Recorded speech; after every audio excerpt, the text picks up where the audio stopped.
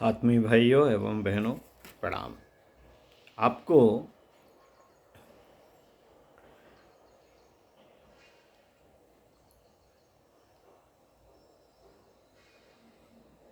गुरु पूर्णिमा के पर्व के उपलक्ष्य में धर्म और विज्ञान विरोधी नहीं पूरक पंडित श्री राम शर्मा आचार्य जी के विचारों को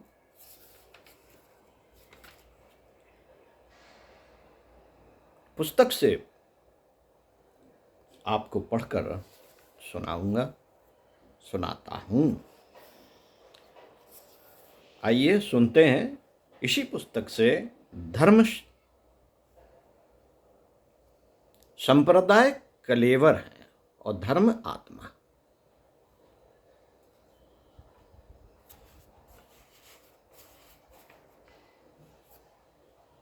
मित्रों, धर्म और विज्ञान दोनों ही मानव जाति की अपने अपने स्तर की आवश्यकता है। दोनों एक दूसरे को अधिक उपयोगी बनाने में भारी योगदान दे सकते हैं। जितना सहयोग एवं आदान प्रदान संभव हो उसके लिए द्वार खुला रखा जाए, किंतु साथ ही ये भी ध्यान रखा जाए कि दोनों का स्वरूप और कार्यक्षेत्र एक दूसरे से भिन्न है, इसलिए वे एक दूसरे पर अवलंबित नहीं रह सकते और न ही ऐसा हो सकता है कि एक का समर्थन पाए बिना दूसरा अपनी उपयोगिता में कमी अनुभव करे। शरीर भौतिक है, उसके सुविधा साधन भौतिक विज्ञान के सहारे जुटाए जा सकते हैं। आत्मा चेतन है, उसकी आवश्यकता धर्म के सहारे उपलब्ध हो सकेगी। यह एक तथ्य और ध्यान रखने योग्य है कि परिष्कृत धर्म का नाम अध्यात्म भी है और आत्मा के विज्ञान अध्यात्म का उल्लेख अनेक स्थानों पर धर्म के रूप में भी होता रहा है। अस्तु उन्हें पर्यायवाचक भी माना जा सकता है। साथियों, पिछले दिनों भ्रांतियों का दौर रहा और उसमें कुछ ऐसे भी प्रसंग आए हैं जिनमें मित्र को शत्रु और शत्रु को मित्र मान लिया गया है। धर्म और विज्ञान के परस्पर विरोधी होने का विवाद भी उसी स्तर का है। धार्मिक क्षेत्र में समझा जाता रहा है कि विज्ञान धर्म विरोधी है। वह श्रद्धा को काटता है, परोक्ष जीवन पर अविश्वास व्यक्त करता है, मनुष्य को यंत्र समझता है और उसके सुसंचालन के लिए भौतिक सुविधाओं का संवर्धन ही पर्याप्त मानता है। प्रकृति ही उसके लिए सब कुछ है। आत्मा और परमार्थ के प्रति उसका अविश्वास है, अस्तु उसका उपार्जन भर ग्राह्य हो सकता है। प्रतिपादन को तो निरस्त ही करना चाहिए, अन्यथा मनुष्य आस्था रहित बन जाएगा। मित्रों, विज्ञान क्षेत्र में धर्म का यह आक्षेप लगाया जाता रहा है कि वह कपोल कल्पनाओं और अंधविश्वासों पर आधारित है। किंवदंतियों को इतिहास और उक्तियों को प्रमाण मानता है, तर्क और प्रमाण प्रस्तुत करने से कतराता है, अस्तु उसकी नींव खोखली है। धर्म श्रद्धा एक ऐसा ढकोसला है जिसकी आड़ में धूर्त ठगते और मूर्ख ठगाते रहते हैं। धूर्त ठगते हैं और मूर्ख ठगाते रहते हैं। धर्म संप्रदायों ने मानवीय एकता पर भारी आघात पहुंचाया है। पूर्वाग्रह, हठवाद एवं पक्षपात का ऐसा वातावरण उत्पन्न किया है जिसमें अपनी मान्यता सही और दूसरों को गलत सिद्ध करने का अहंकारी आग्रह भरा रहता है। अपनी श्रेष्ठता दूसरे की निकृष्टता ठहराने, अपनी बात दूसरों से बलपूर्वक मनवाने के लिए धर्म के नाम पर रक्त की नदियां बहाई जाती रही हैं, अस्तु उससे दूर ही रहना चाहिए।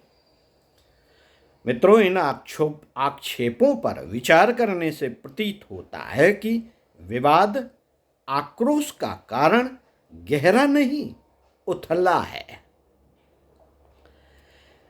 विज्ञान ने धर्म का तात्पर्य सांप्रदायिक कट्टरता को लिया, जिसमें अपने पक्ष की परंपराओं को ही सब कुछ माना गया है।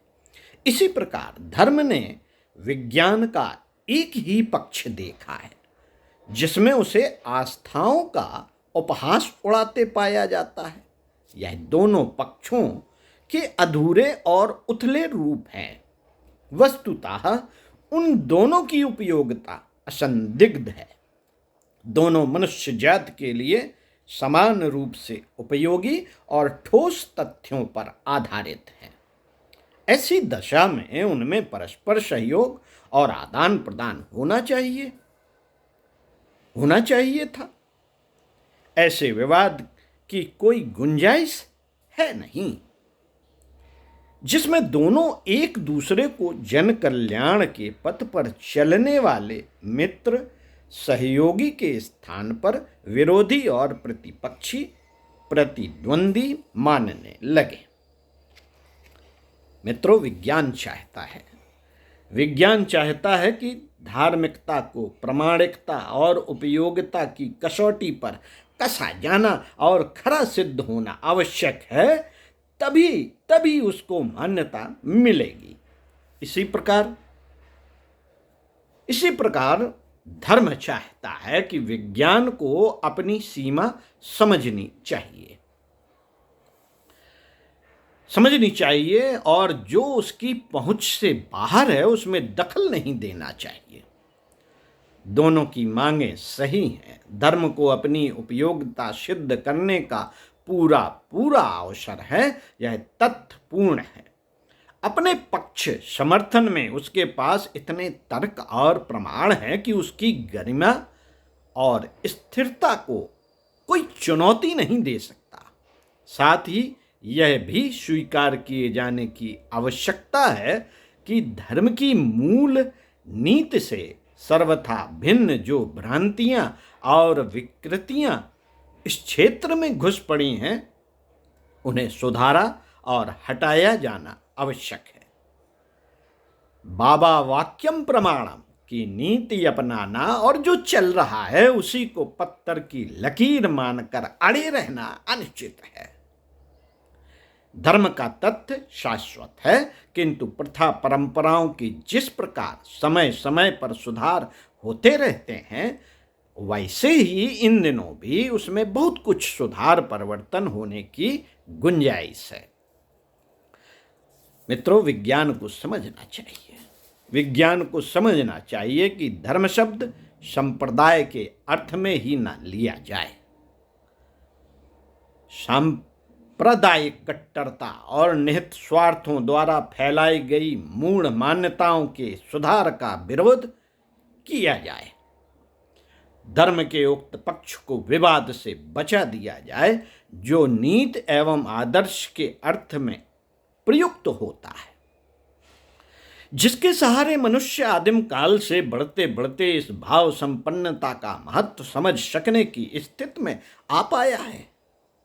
संत विनोबा का कथन है, धर्म और राजनीति का युग बीत गया, अब उसका स्थान अध्यात्म और विज्ञान ग्रहण करेगा। इस भविष्य कथन में यथार्थता है। संसार का सदा से यही नियम रहा है कि हर वस्तु, हर स्थिति और हर मान्यता तभी तक जीवित रहती है जब तक वह अपने को उपयोगिता की दृष्टि से खरी बनाए रखे। विकृतियां बढ़ जाने पर किसी समय की अच्छी वस्तु भी बिगड़कर अनुपयोगी बन जाती है, तब उसे हटाकर उठाकर किसी कूड़े के ढेर में सड़ने गलने के लिए पटक दिया जाता है। विनोबा का धर्म शब्द से अभिप्राय संप्रदाय से है। धर्म और संप्रदाय का अंतर स्पष्ट है। नीति और सदाचरण को धर्म कहा जाता है वह सदा से शाश्वत एवं सनातन है। उसकी उपयोगिता पर न उंगली उठाने की गुंजाइश है और न संदेह करने की। वह न सड़ता है और न बिगाड़ने से बिगड़ता है। चोर भी अपने यहाँ ईमानदार नौकर रखना चाहते हैं। चोर भी अपने यहाँ ईमानदार नौकर रखना चाहते हैं। निष्ठुर भी अपने साथ उदार व्यवहार की अपेक्षा करता है। व्यभिचारी को भी अपनी पुत्री के लिए सदाचारी वर चाहिए। झूठा मनुष्य भी सच्चाई का समर्थन करता है। इससे स्पष्ट है कि जिस अर्थ में शास्त्रों ने धर्म का प्रतिपादन किया है उसे कोई भी चुनौती नहीं दे सकता। धर्म कहकर जिसका उपहास उड़ाया जाता है और अनुपयोगी ठहराया जाता है वह विकृत संप्रदायवाद ही है। विकृत संप्रदायवाद ही है। आरंभ में संप्रदायों की संरचना भी उद्देश्य से हुई थी और उसमें बदली हुई परिस्थितियों में परिवर्तन की गुंजाइश रखी गई थी।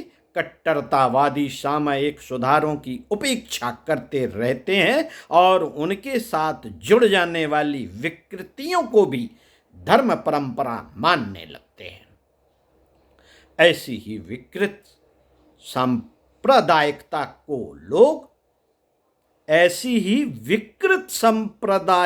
को लोग धर्म की संज्ञा देते हैं।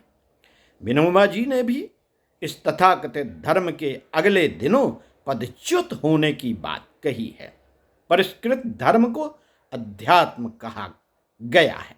धर्म का स्थान अध्यात्म ग्रहण करेगा। इस कथन का तात्पर्य इतना ही है कि धर्म के नाम पर चल रही विकृत सांप्रदायिकता के स्थान पर उस सनातन धर्म की प्रतिष्ठापना होगी जो नीति, सदाचार, न्याय और औचित्य पर अवलंबित है। मित्रों, नवयुग की जागृत विवेकशीलता ऐसा परिवर्तन करके ही रहेगी। इस प्रकार राजनीति से पदच्युत होने का अर्थ शासन तंत्र की समाप्ति या अराजकता नहीं वरन दलगत सत्ता नीति का अवमूल्यन है। यहाँ कुटिलता की, कूटनीति की भर्त्सना का संकेत है। विज्ञान का अर्थ विनोबा जी की दृष्टि में विशिष्ट ज्ञान, विवेक है। विज्ञान का लक्ष्य है सत्य की शोध, यथार्थता के साथ दूरदर्शिता एवं सद्भावनाओं के जुड़ जाने में विवेक दृष्टि बनती है। यथार्थ के साथ दूरदर्शिता एवं सद्भावना के जुड़ जाने में विवेक दृष्टि बनती है। भविष्य में इसी नीति में शासन सत्ता का सूत्र संचालन होगा। विज्ञान से तात्पर्य विनोबा जी की भौतिकी ने लिया है। विज्ञान से संत विनोबा का जो प्रयोजन है उसे हम आधुनिक मनुष्यों की कुछ व्याख्याओं के आधार पर और भी अधिक स्पष्टता के साथ समझ सकते हैं। कॉमन सेंस ऑफ लाइफ ग्रंथ के लेखक जैकोब ब्रोनोवस्की ने विज्ञान को चिंतन का एक समग्र दर्शन माना है और कहा है, जो चीज काम दे उसकी स्वीकृत और जो काम न दे उसकी अस्वीकृत ही विज्ञान है। इस संदर्भ में वे अपनी बात को और भी अधिक स्पष्ट करते हैं। विज्ञान की यही प्रेरणा है कि हमारे विचार वास्तविक हों, उनमें नई नई परिस्थितियों के अनुकूल बनने की क्षमता हो, निष्पक्ष हो, तो वह विचार भले ही जीवन के, संसार के किसी भी क्षेत्र का क्यों ना हो, विज्ञान माना जाएगा। ऐसी विचारधारा वैज्ञानिक ही कही जाएगी। साथियों, वैज्ञानिक और राजनीतिज्ञ की तुलना करते हुए प्रिंससन प्रिंसन of science and confusion of politics पुस्तक के लेखक जेम्स रस्टन कहते हैं, वैज्ञानिक अपने साधनों की सामर्थ्य जानता है, उस पर नियंत्रण रखता है। वह अपने साधनों का निर्धारण तथ्यों के आधार पर करता है। इसके बाद निर्धारित प्रक्रिया का संचालन कुशल प्रशिक्षित लोगों के हाथ सौंपता है। राजनीतिज्ञ की गतिविधियां इससे उल्टी होती हैं। उसे ना तो शक्ति की थाह लेना और न साधनों की। उसके निर्णय न तो तथ्यों पर आधारित होते हैं और न दूरदर्शिता पर। प्रायः दंभ, अहंकार, द्वेष, सीमित स्वार्थ और सनक ही राजनीति पर छाए रहते हैं। साथियों, इसलिए वह जुआरी की तरह अंधे दांव लगाता है और अंधे परिणाम ही सामने उपस्थित पाता है। राज्य सत्ता सदा क्रिया कुशल और दूरदर्शी लोगों के ही हाथ में नहीं होती, वरन ऐसे लोगों के हाथ में भी होती है जो उसके सर्वथा अयोग्य होते हैं। आवेश में वह काम तो बड़े बड़े शुरू कर देते हैं, पर कठिनाइयों और परिस्थितियों पर नियंत्रण न रख सकने के अभाव में उन्हें अधिकतर असफल ही रहना पड़ता है। वैज्ञानिक अपनी भूलों के खतरे को हर घड़ी समझता देखता रहता है, जबकि राजनीतिज्ञ की कदम मध्यपाई की तरह अनिश्चित दिशा में उठते हैं और अनियंत्रित रहते हैं। मित्रों, एजी वेल्स प्रभृति अनेक विश्वविख्यात विचारक इसी तरह सोचते रहे हैं कि अंधी राजनीति के हाथ में जो मानव जाति के भविष्य निर्माण का सूत्र चला गया है वह वापस लिया जाना चाहिए और शासन का आधार विज्ञान होना चाहिए। विज्ञान अर्थात सुनिश्चित साधनों का सर्वोत्तम व्यक्तियों द्वारा श्रेष्ठतर आदर्शों के लिए उपयोग। संसार में दो ही शक्तियां मानव जाति के भाग्य का निर्धारण करती हैं, एक धर्म, दूसरा शासन। धर्म का नियंत्रण भावनात्मक क्षेत्र पर है, उसके आधार पर चिंतन परिष्कृत होता है। इसलिए इस क्षेत्र में भरी हुई विकृतियों को असह माना जाना चाहिए और उनका अवलंब परिष्कार किया जाना चाहिए।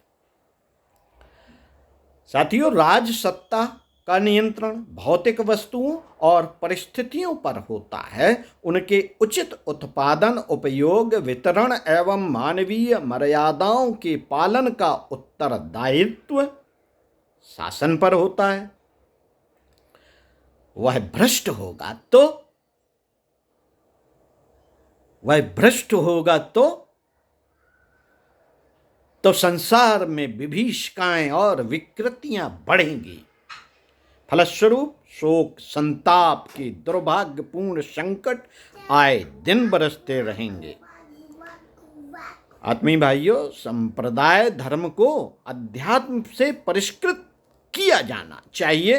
राजनीति का सूत्र संचालन सनक एवं अहंता के हाथों में नहीं, तथ्य और सत्य की संगति मिलाकर लोक मंगल की व्यवस्था कर सकने वाली दूरदर्शिता के हाथों सौंपा जाना चाहिए। यही है संत विनोबा का अभिमत भविष्य कथन। बदलती परिस्थितियों में लोक मंगल के लिए यह परिवर्तन अभीष्ट भी है और अवश्यंभावी भी। आगे पढ़कर बताएंगे धर्म एवं नीति की एक रूपता। ओम शांति। लेखक पंडित श्री राम शर्मा आचार्य।